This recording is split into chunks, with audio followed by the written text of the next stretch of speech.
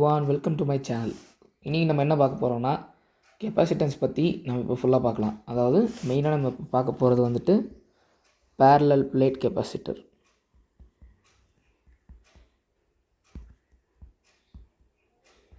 நம்ம இன்றைக்கி parallel plate கெப்பாசிட்டரோட concepts முடிஞ்ச அளவுக்கு நம்ம ஷார்ட்டாக பார்த்துடலாம். ஸோ முதல்ல பேரலல் பிளேட் கெப்பாசிட்டர் அப்படின்னா என்ன? முதல்ல கெப்பாசிட்டர் அப்படின்னா என்னென்னா a combination of two conductors placed close to each other is called a capacitor. அதாவது ரெண்டு கண்டக்டர்ஸ் வந்துட்டு கொஞ்சம் க்ளோஸராக ஸ்பேஸ் பண்ணியிருக்கோம். இது ஒரு கண்டக்டர், அப்புறம் இது ஒரு கண்டக்டர். இதை வந்துட்டு நான் ரொம்ப க்ளோஸாக ப்ளேஸ் பண்ணியிருக்கேன். ஸோ இந்த செட்டப் வந்துட்டு எதுக்கு யூஸ் பண்ணதுன்னா டு ஸ்டோர் சார்ஜஸ். ஸோ இதுக்கு பேர் தான் வந்துட்டு கெப்பாசிட்டர்னு நம்ம சொல்லுவோம். இந்த செட்டப் பேர் தான் கெப்பாசிட்டர்ஸ். இப்போ நம்ம வந்துட்டு பேரலல் பிளேட் கெப்பாசிட்டர் பற்றி பார்க்க போகிறோம். முதல்ல ஒரு பேரலல் பிளேட் கெப்பாசிட்டர் என்னெல்லாம் இருக்குன்னா, ரெண்டு லார்ஜ் பிளேட்ஸ் இருக்கும் placed parallel to each other. எப்படி இருக்குன்னா, இது ஒரு பிளேட் நான் ஃபஸ்ட்டு வரைஞ்சிக்கலாம். இப்படி ஒரு பிளேட் இருக்கும், அதுக்கு கீழேயே கொஞ்சம் ஸ்பேஸிங் இருக்கும். ஸோ நம்ம வரைஞ்சிக்கலாம். ஓகே, ஸோ இந்த இடம் தெரியுதுங்களா? இதுதான் ஸ்பேஸ் டிஸ்டன்ஸ் டின்னு சொல்லுவாங்க. ரெண்டு கெப்பாசிட்டருக்கும் நடுவில் இருக்க டிஸ்டன்ஸ் டி. அதை வந்துட்டு நான் இப்போது ஒரு பேட்டரி இல்லை டெர்மினலுக்கு நான் கனெக்ட் பண்ணியிருக்கிறேன்.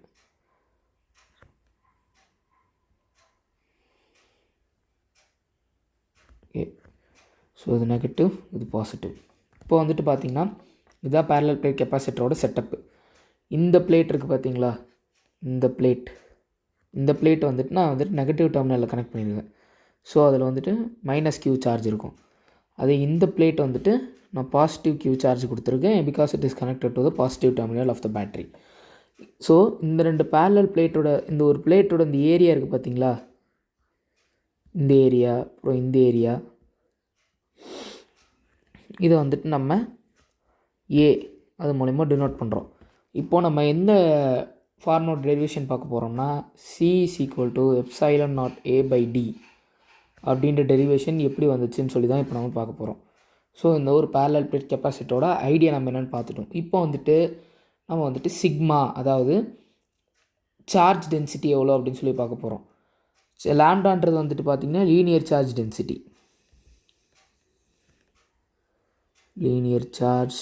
டென்சிட்டின்னு சொல்லுவாங்க. அடுத்து சிக்மா வந்துட்டு பார்த்துட்டிங்கன்னா லீனியர் சார்ஜ் டென்சிட்டி வந்துட்டு லாம்டான்னு சொல்லுவாங்க. ஸோ சிக்மா வந்துட்டு பார்த்துட்டிங்கன்னா ஃபார் பிளேட்ஸ், மெயினாக வந்துட்டு பிளேட்ஸுக்கு தான் யூஸ் பண்ணுவாங்க. ஸோ அப்புறமேட்டு வந்துட்டு காமா அந்த மாதிரி போயிட்டே இருக்குது. இது வந்துட்டு உங்களுக்கு 3 டைமென்ஷனல் ஸ்ட்ரக்சர்ஸ்க்கு யூஸ் பண்ணுவாங்க. ஓகே, இப்போ வந்துட்டு நம்ம ஃபஸ்ட்டு சார்ஜ் டென்சிட்டி வந்துட்டு நம்ம பார்க்க போகிறோம். சார்ஜ் டென்சிட்டி வந்துட்டு என்னது? பேரில் இருக்குது. சார்ஜ் டென்சிட்டின்னா என்ன? சார்ஜ் பை ஏரியா தான் சார்ஜ் டென்சிட்டின்னு சொல்லுவாங்க. இப்போ வந்துட்டு இந்த கேஸ் எடுத்துப்போம். இந்த கேஸில் வந்துட்டு பார்த்துக்கிட்டிங்கன்னா, இந்த கேஸில் அந்த பிளேட்ஸ் வந்துட்டு அந்த செப்பரேஷன், இந்த செப்பரேஷன் இருக்குது பார்த்து, இந்த டி டிஸ்டன்ஸ் இது பேர் தான் டிஸ்டன்ஸ் ஆஃப் செப்பரேஷன் சொல்லுவாங்க.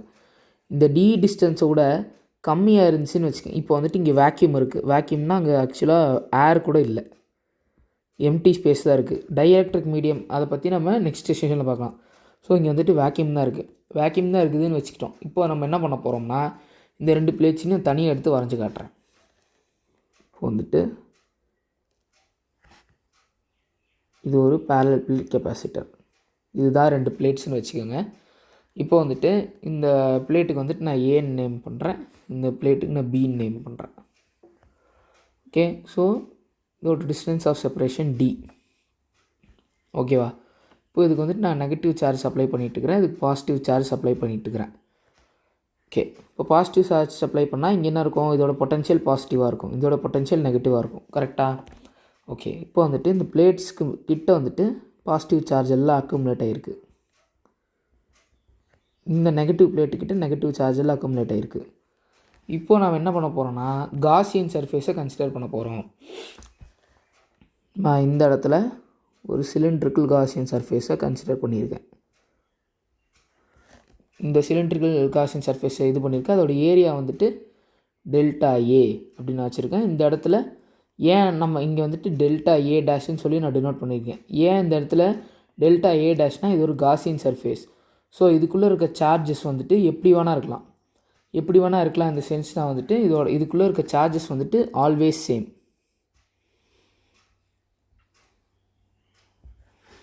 ஸோ நம்ம காஸில் படி நம்ம காசியன் சர்ஃபேஸோட ப்ராப்பர்ட்டிஸ் நமக்கு தெரியும். Electric field inside it is 0. Okay, parallel plate கெப்பாசிட்டரோட இன்னொரு ப்ராப்பர்ட்டி என்னென்னா, இந்த parallel plate கெப்பாசிட்டரோட நெட் சார்ஜ் வந்துட்டு 0வாக இருக்கும். ஏன் நெட் சார்ஜ் வந்துட்டு 0 அப்படின்னா, இங்கே +Q -Q இருக்குது. நமக்கு தெரியும் அடிட்டிவிட்டின்றது சார்ஜஸோட ஒரு ப்ராப்பர்ட்டி. இப்போ அடிட்டிவிட்டி ஆஃப் சார்ஜஸ் எடுத்தோன்னா +Qன்னு இருக்குது. இங்கே Q -Q அப்படின்னு போட்டோன்னா நமக்கு 0 கிடச்சிரும். ஓகே, அதனால் வந்துட்டு நெட் சார்ஜ் வந்துட்டு எப்போவுமே 0. அதனால தான் நம்ம கெப்பாசிட்டரை பொறுத்த வரைக்கும் charge on any one of the plate தான் நம்ம எடுப்போம். அதோட மேக்னிடியூட் மட்டும் தான் நம்ம எடுப்போம். ஓகே, இப்போ வந்துட்டு நம்ம என்ன போகிறோம்னா, இந்த சிலிண்ட்ரிக்கல் சர்ஃபேஸில் வந்துட்டு 2 கிராஸ் செக்ஷன் எடுத்திருக்கோம். டெல்டா ஏ அப்புறம் டெல்டா ஏ டேஷ். இதுதான் டெல்டா ஏ டேஷ். ஓகேவா? அப்புறமேட்டு இந்த கேர்வ்டு பார்ட்டுக்குள்ளே வந்துட்டு என்ன சொல்கிறாங்கன்னா, ஃப்ளக்ஸ் வந்துட்டு 0. ஏன்னா வந்துட்டு கண்டக்டருக்குள்ளே எலக்ட்ரிக் ஃபீல்டு 0 அப்படின்னு நம்ம ஏற்கனவே பார்த்துருக்கோம். எலக்ட்ரிக் ஃபீல்டு 0னா ஃப்ளக்ஸ் என்ன? EA cos θன்னு சொல்லுவாங்க. இதில் ஏதாவது ஒரு வேல்யூ 0வாக இருந்தாலும் ஃப்ளக்ஸ் 0. இங்கே எலக்ட்ரிக் ஃபீல்டு 0, அதனால் ஃப்ளக்ஸும் 0. இந்த கேர்வ்டு சர்ஃபேஸில் இங்கே இருக்குது பார்த்தீங்கன்னா, இந்த கேர்வ்டு சர்ஃபேஸில். அப்போது என்ன ஆகுது? Flux to the curved part outside the plates is also 0 as the direction of field is parallel to the surface. என்ன சொல்கிறாங்கன்னா, இந்த கர்வ்டு பார்ட் இருக்குது பார்த்தீங்களா, இதில் இருக்க ஃப்ளக்ஸும் 0. ஏன்னா வந்துட்டு எலக்ட்ரிக் ஃபீல்டு வந்துட்டு இந்த டைரெக்ஷனில் இருக்குது. எலக்ட்ரிக் ஃபீல்டு நம்ம படிச்சிருக்கோம் பார்த்தீங்களா. Electric field line starts from positive charge and ends at infinity or negative charge. So electric ஃபீல்டோட டைரெக்ஷன் இப்படி இருக்குது. ஓகே, இப்போ வந்துட்டு நம்ம என்ன பண்ண போகிறோம்னா, டெல்டா ஏல இருக்க ஃப்ளக்ஸை கண்டுபிடிக்க போகிறோம், இந்த டெல்டா ஏன்ற கிராஸ் செக்ஷன் ஏரியாவுக்கு. ஓகே, டெல்டா ஏ அதில் இருக்க ஃப்ளக்ஸ் எவ்வளோ அப்படின்னு கண்டுபிடிக்க போகிறோம். நமக்கு ஃப்ளக்ஸோட ஃபார்முலா தெரியும். Flux is equal to electric field dot product of area. அதை நான் எப்படி எழுதிக்கிறேன்? E del A அப்படின்னு நான் எழுதிக்கிறேன். E delta A அப்படின்னு நான் எழுதிக்கிறேன். இப்போது வந்துட்டு இந்த காசியன் சர்ஃபேஸ்க்குள்ளே இருக்கிற ஒன்லி சார்ஜ் என்ன? Q தான் இதுக்குள்ளே இருக்க ஒன்லி சார்ஜ். ஓகேவா? ஸோ இப்போ நான் என்ன பண்ண போகிறேன்னா, இந்த காசியன் சர்ஃபேஸ்க்குள்ளே இருக்க அந்த சார்ஜை மட்டும் தான் கன்சிடர் பண்ண போகிறேன். இப்போ நான் என்ன சொல்லலாம்? டெல்டா க்யூன்றது ஒன்றும் இல்லை, காசியன் சர்ஃபேஸ்க்குள்ளே இருக்க charge equal to sigma delta A. ஏன் நான் சிக்மா டெல்டா ஏன்னு எடுக்கிறேன்னா, நான் இப்போ சார்ஜ் டென்சிட்டியை கன்சிடர் பண்ணுறேன். சார்ஜ் டென்சிட்டி என்ன? Charge by area. அப்போது delta Q by delta A அப்படின்றத நான் ரீஅரேஞ்ச் பண்ணி இப்படி எழுதியிருக்கேன். என்ன எழுதியிருக்கேன்? Delta Q is equal to sigma delta A அப்படின்னு சொல்லி எழுதியிருக்கேன். இப்போது எனக்கு இந்த சிக்மாவோட வேல்யூ முன்னாடியே தெரியும். சிக்மான்றது என்ன? சார்ஜ் பை ஏரியா நான் முன்னாடியே பார்த்துருக்கோம். ஸோ இது எடுத்துகிட்டு வந்து இங்கே சப்ஸ்டியூட் பண்ணுங்கள். இப்போது delta Q is equal to Q by A delta A.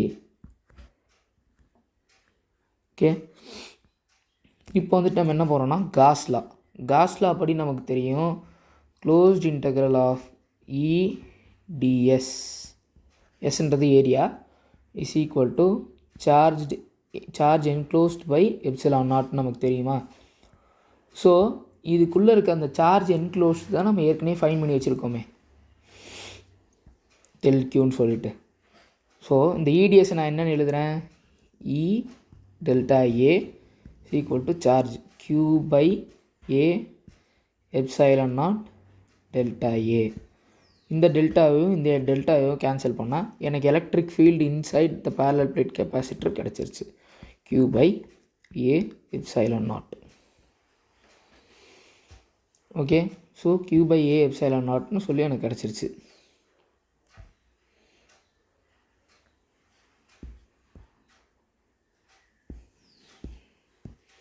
Okay, so electric field inside the parallel plate capacitor நமக்கு கிடச்சிருச்சு. இப்போ நான் என்ன பண்ண போகிறேன்னா potential difference between the plates கண்டுபிடிக்க போகிறேன். இந்த 2 பிளேட்ஸுக்கு நடுவில் இருக்க பொட்டன்ஷியல் டிஃப்ரென்ஸ் எவ்வளோ அப்படின்னு தெரியும். நமக்கு டெல்டா வி தெரியும். So positive potential minus negative potential அப்படின்னு சொல்லுவாங்க change in potential difference. So நான் இங்கே பொட்டன்ஷியல் எழுதுகிறேன். வந்துட்டு பொட்டன்ஷியல்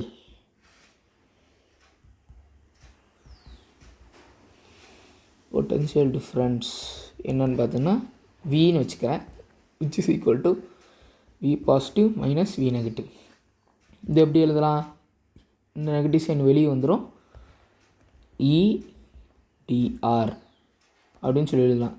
இந்த ரிலேஷன் எப்படி வந்துச்சு அப்படின்னா இதுக்கு முன்னாடி நம்ம படிச்சிருப்போம் வி பை ஆர் இல்லைனா டின்னு சொல்லுவாங்க இஸ் ஈக்குவல் டு இ. ஏன் அப்படின்னா நம்ம வந்துட்டு படிச்சிருப்போம் எலக்ட்ரோஸ்டாட்டிக்ஸில் வந்துட்டு. So work done against the electric field. Work டன்றது இங்கே என்ன ஒன்றும் இல்லை, potential difference. So potential difference done against electric field அப்படின்னா ஒரு சார்ஜை நான் ஒரு டிஸ்டன்ஸ்லேருந்து எனக்கு தேவையான ஒரு இடத்துலேருந்து நான் இன்னொரு இடத்துக்கு கொண்டு வரேன். இந்த டிஸ்டன்ஸ் பேர் ஆர்னு வச்சுப்போம். எலக்ட்ரிக் ஃபீல்டு வந்துட்டு ஆப்போசிட் டைரெக்ஷனில் இருக்குது. எலக்ட்ரிக் ஃபீல்டு டைரெக்ஷன் இப்படி இருக்குது, ஆனால் சார்ஜை இந்த க்யூன்ற சார்ஜை நான் இங்கேருந்து இந்த இடத்துக்கு கொண்டு வரேன். அப்போது இந்த எலக்ட்ரிக் ஃபீல்டை எதிர்த்து இந்த இடத்துக்கு கொண்டு வரேன்.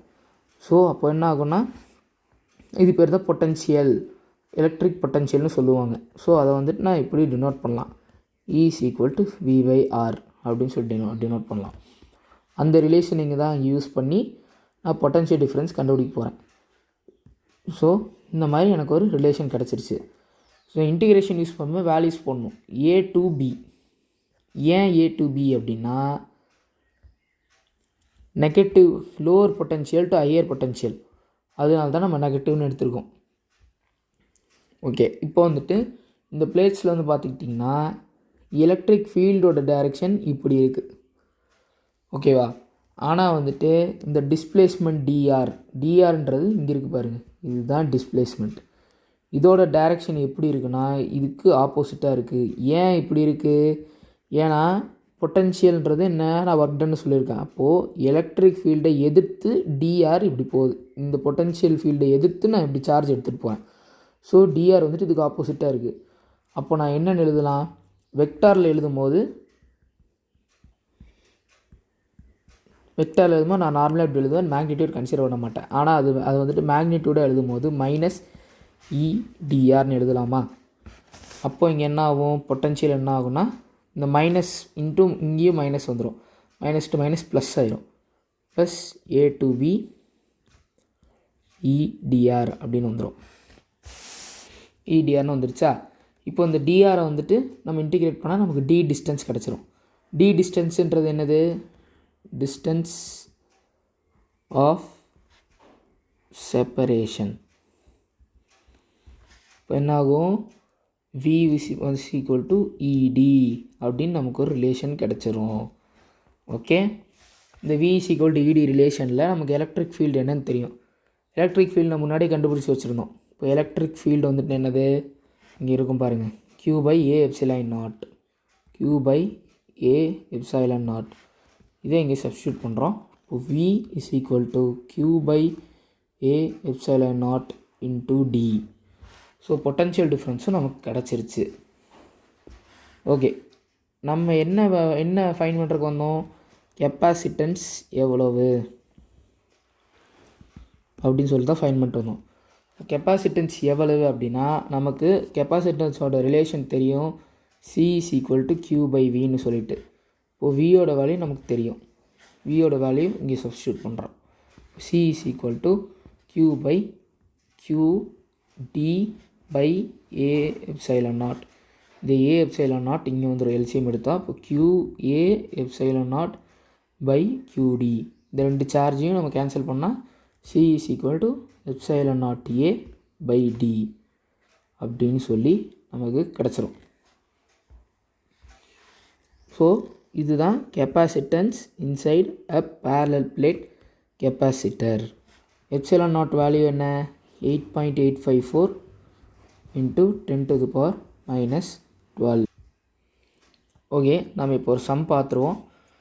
ஸோ மேலே பார்த்த டாப்பிக்கில் இப்போ நம்ம ஒரு சம் பார்க்க போகிறோம். இது என்ன கொஷின் கொடுத்துருக்காங்கன்னா, calculate the capacitance of a parallel plate capacitor having 20 cm into 20 cm square plates separated by a distance of 1 mm. அதாவது அவன் வந்துட்டு ஒரு parallel plate capacitor கொடுத்துட்டான். அதோட கெப்பாசிட்டன்ஸ் எவ்வளோ அப்படின்னு சொல்லி கேட்குறான். ஸோ அதோட சைட்ஸ் 2 கொடுத்துருக்கான். நமக்கு தெரியும் ஏரியா ஆஃப் ஸ்கொயர் என்னது ஏ ஸ்கொயர். ஏன்றது நத்திங் பட் சைட்ஸ். 20 × 20 இங்கே சென்டிமீட்டரில் இருக்குது. மீட்டராக மாற்றணும்னா இங்கே இப்போது இந்த 20 சென்டிமீட்டர் நான் 20 × 10⁻⁻2 மீட்டர்னு எழுதுவேன். ஓகேவா? இப்போது நான் வந்துட்டு இந்த 20 × 20 போட்டோன்னா நமக்கு என்ன கிடைக்கும்? 400 × 10⁻⁻4 மீட்டர் ஸ்கொயர் அப்படின்னு சொல்லி எழுதலாமா ஏரியாவை? இங்கே மீட்டர் ஸ்கொயர் வராது.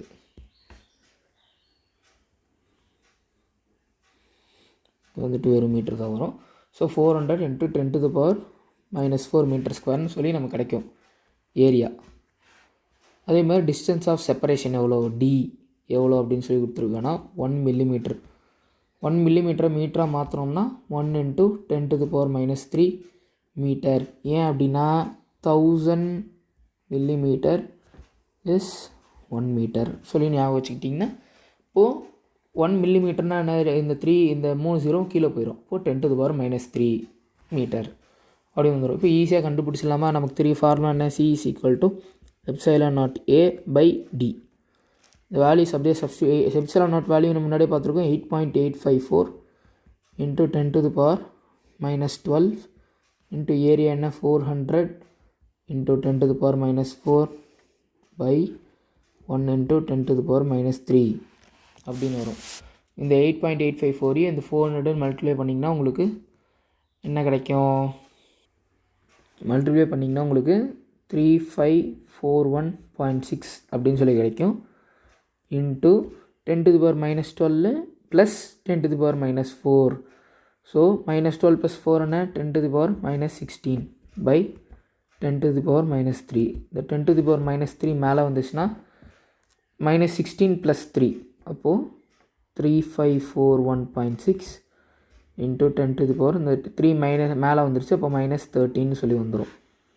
இப்போ இதை ரீஅரேஞ்ச் பண்ணிங்கன்னா உங்களுக்கு என்ன கிடைக்கும்? இந்த பாயிண்ட்டை நான் வந்துட்டு உள்ளே எடுத்துகிட்டு வரேன். உள்ளே எடுத்துகிட்டு ஒரு பாயிண்ட் உள்ளே எடுத்துகிட்டு வரேன். ஸோ உங்களுக்கு அப்போது ஃபைனல் ஆன்சர் என்ன கிடைக்கும்னா 354 picofarad அப்படின்னு சொல்லி கிடைக்கும். picofarad அப்படின்னா 1 picofarad is 10⁻⁻9 farad. இந்த மாதிரி நான் ரீஅரேஞ்ச் பண்ணி ஆன்சர் கொண்டு வந்துட்டேன். அவ்வளோதான். ஸோ parallel plate கெப்பாசிட்டரோட கெப்பாசிட்டன்ஸ் எப்படி கண்டுபிடிக்கிறதுன்னு நம்ம பார்த்துருக்கோம். அது ரிலேட்டடாக நம்ம ஒரு சம்மும் சால்வ் பண்ணியிருக்கோம்.